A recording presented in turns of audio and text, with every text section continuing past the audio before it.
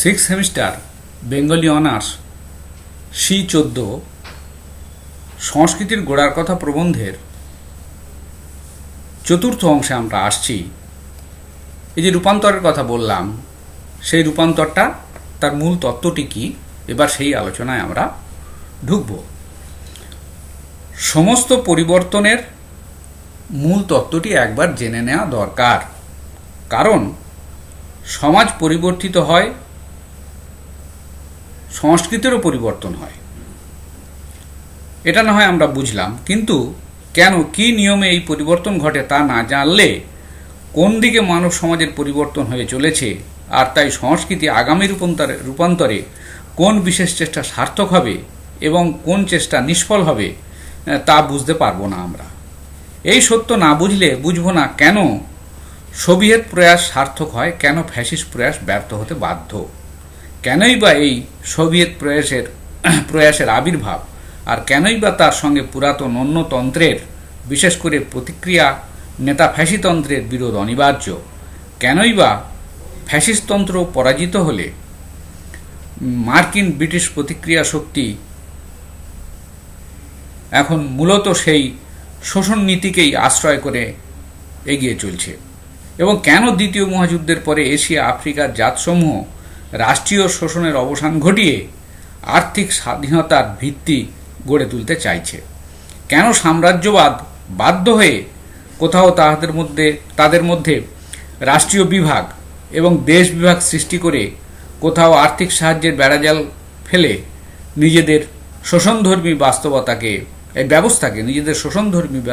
ব্যবস্থাকে বজায় রাখতে চেষ্টা করছে, এবং নতুন করে আবার পৃথিবীর জাগ্রত জনশক্তির বিরুদ্ধে আণবিক যুদ্ধের আয়োজন করতে লেগে গেছে।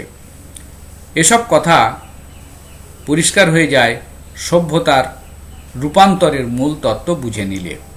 অতএব এই মূল তত্ত্ব নিয়ে বিতর্কের অন্ত নাই, কিন্তু বৈজ্ঞানিক আবিষ্কার ও বিচারের পরীক্ষায় তত্ত্ব টিকে গেছে। এখানে শুধু তত্ত্বটি জেনে সংস্কৃতির রূপান্তরের ধারা, অর্থাৎ সাধারণভাবে মানুষের ইতিহাসের ধারা, এই আলোকে আপাতত একবার দেখে নিলে যথেষ্ট হবে। বুঝতে পারবো সংস্কৃতির রূপান্তরের ধারা কোন দিকে এগিয়ে চলছে।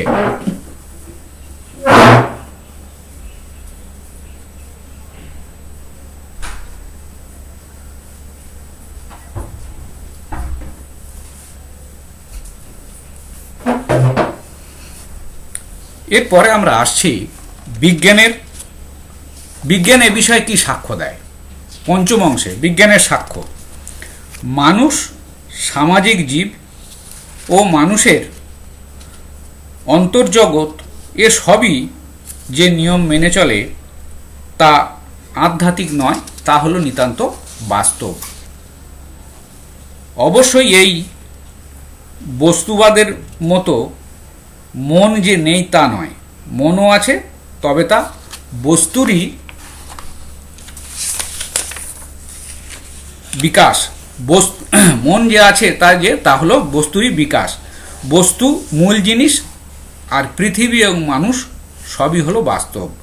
কিন্তু বোঝার বিষয় হলো এটাই যে কিছুই জড় নয়, বস্তুও জড় নয়, প্রকৃতিও জড় প্রকৃতি নয়, তাও চঞ্চল এবং পরিবর্তমান, নতুন নতুন আবির্ভাবের উৎস।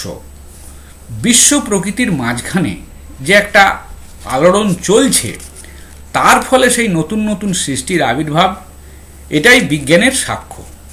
বস্তুপুঞ্জের ভেতরে একটা ঘূর্ণি সবসময় লেগে আছে, বৈজ্ঞানিকেরা এই সন্ধান দিয়েছেন।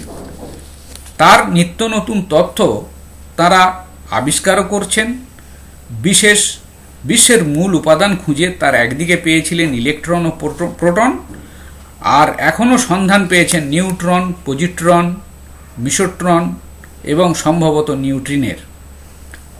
সূক্ষ্মতর আরও আবিষ্কার হয়তো আছে, তবে সেই সব উপাদানের সংঘর্ষে জন্ম হয় আবার নতুন নতুন বস্তুর। অবশ্য সেই নতুন আবির্ভাবের মধ্যে লুকিয়ে আছে সেই চিরন্তন দ্বন্দ্ব। তাই আবার ক্রমে ফুটে বের হয়,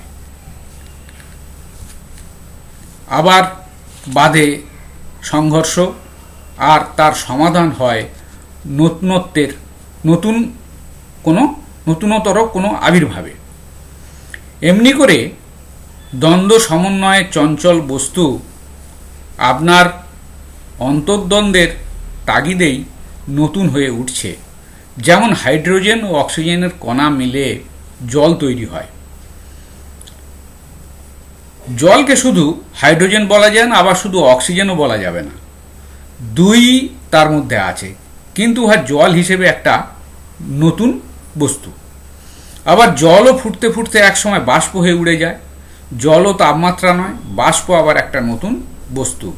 বস্তু চাঞ্চল্যের মূলে আছে এই দ্বন্দ্ব, আর অভ্যন্তরীণ সেই দ্বন্দ্বের বশে বস্তু এমনভাবেই বেড়ে চলে। কণিকার পরিমাণ বাড়তে বাড়তে শেষে পুরনো বস্তুই একেবারে নতুন ধরনের নতুন গুণযুক্ত বস্তু হয়ে ওঠে, আর সেই নতুন বস্তুর মধ্যে তখনকার মতো মিলিয়ে যায় পুরনো বিরোধ।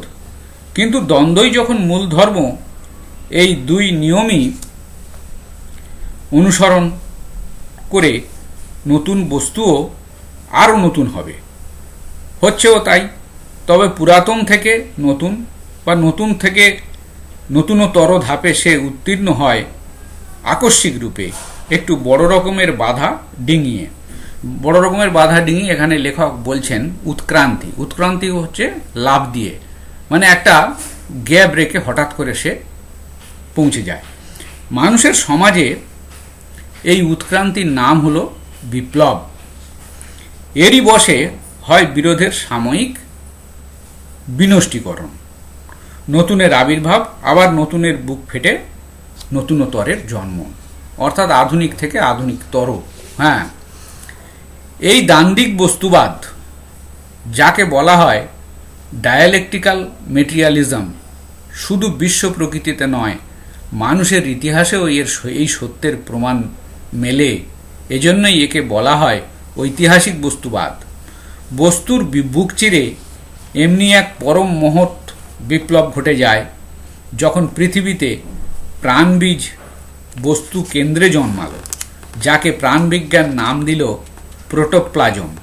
বস্তু থেকে প্রাণ দূরত্বটা ভাবলে আজ সংশয় জন্মে আমাদের মনে, কিন্তু প্রোটোপ্লাজম বস্তুর বড় নিকটবর্তী। একবার প্রাণের আবির্ভাব হলে পর দ্বন্দ্বমূলক বস্তুগতির যে ইতিহাস শুরু হলো ডারউইনের শিষ্যবর্গের কল্যাণে, তা এখন সকলেই জানেন এবং আজ তা অবিসংবাদিত। প্রাণের আবির্ভাবে প্রাণীর জীবন সংগ্রাম চলতে শুরু করলো। তখন কিন্তু প্রাণী অচেতন। সেই অচেতন প্রাণীর জগতে এসেছে হঠাৎ চেতন প্রাণীর আবির্ভাব হলো, যে চেতন প্রাণীর চরম নিদর্শন হলো মানুষ। কিন্তু চেতনাহীন প্রাণী থেকে এই যে সচেতন প্রাণীতে উৎক্রান্তি, প্রাণী জগতের এটি হলো আরেকটি সুবৃহৎ বিপ্লব। এখানেও হয়তো আবার আমাদের মনে সন্দেহ দেখা দেয়, কিন্তু চেতন প্রাণী থেকে ক্ষীণ চেতন, অর্ধচেতন ও অচেতন প্রাণীদের ক্রমপর্যায় যদি বেয়ে আসে, কথাটা অসম্ভব মনে হয় না। বস্তু বিকাশের শেষ দান কিন্তু মানুষের এই ক্রমপরিস্ফুট চৈতন্য। বস্তু বিকাশের শেষ দান হিসেবে মানুষ যে চৈতন্যের অধিকারী হয়েছে, তার যে চৈতন্যের বিকাশ ঘটেছে, সে যে চৈতন্য লাভ করেছে, এই কথাটাই আমাদের মনে আসে। যাকে বলে সে বস্তুর উপর নির্ভরশীল হয়েও বস্তুকে আপনার দাস করতে শিখেছে মানুষ, বা শিখছে। প্রকৃতির নিয়মে বাঁধা হয়েও প্রকৃতিকে বন্দিনী করতে শুরু করেছে, প্রকৃতিকে নিজের আয়ত্তে আনতে শুরু করেছে। কিন্তু তবু তার বুকে চিরন্তন দ্বন্দ্ব, বিরোধের নতুন নতুন সূত্র তার সমস্ত সৃষ্টির মধ্যে দিয়ে অনুসৃত হয়ে আসছে। তা আছে বলেই তার সভ্যতা সংস্কৃতি সংঘাতের মধ্যে দিয়ে এগিয়ে যাচ্ছে। নতুন হয় সভ্যতা ও সংস্কৃতি, উচ্চতর স্তরে উঠে যায়, আর এই উচ্চতর স্তরে ওঠার পথই হলো সংকট। যখনই সংকট আসে তখনই বিপ্লবের সূচনা হয় এবং সেটাই হচ্ছে ইতিহাসের সাক্ষ্য, এবং সেই বিপ্লবের ফলে আরও বড় পরিবর্তন ঘটে যায়। রবীন্দ্রনাথ অনেকটা এমনি ধরনের কথা আমাদের জানিয়েছেন তার নিজস্ব ভাষায়। তিনি বলছেন তিনি দ্বন্দ্বমূলক বা বিপ্লবী বস্তুবাদে বিশ্বাসী ছিলেন না। তিনি এরকম দ্বন্দ্ব বা পারস্পরিক একটা সংঘর্ষ এটা তিনি চাইতেন না, কিন্তু তিনি বলেছেন মানুষের ইতিহাসটাই এই রকম, তাকে দেখে মনে হয় ধারাবাহিক, কিন্তু আসলে সে আকস্মিকের মালা গাঁথা। সৃষ্টির গতি চলে সেই আকস্মিকের ধাক্কায় ধাক্কায়, দমকে দমকে, যুগের পর যুগ এগিয়ে যায় ঝাঁপতালের লয়ে। এইভাবে রবীন্দ্রনাথের উদ্ধৃতির মধ্যে দিয়ে লেখক এই অংশটিকে সমাপ্ত করেছেন, এবং আমরা বুঝতে পারছি যে পৃথিবীতে যুগে যুগে মানুষের চিন্তাধারার পরিবর্তন ঘটেছে, মানুষের সমাজ চেতনা, রাষ্ট্র চেতনা ইত্যাদিরও পরিবর্তন ঘটেছে, এবং সেই সঙ্গে সঙ্গে তার সংস্কৃতিরও রূপান্তর ঘটে গেছে।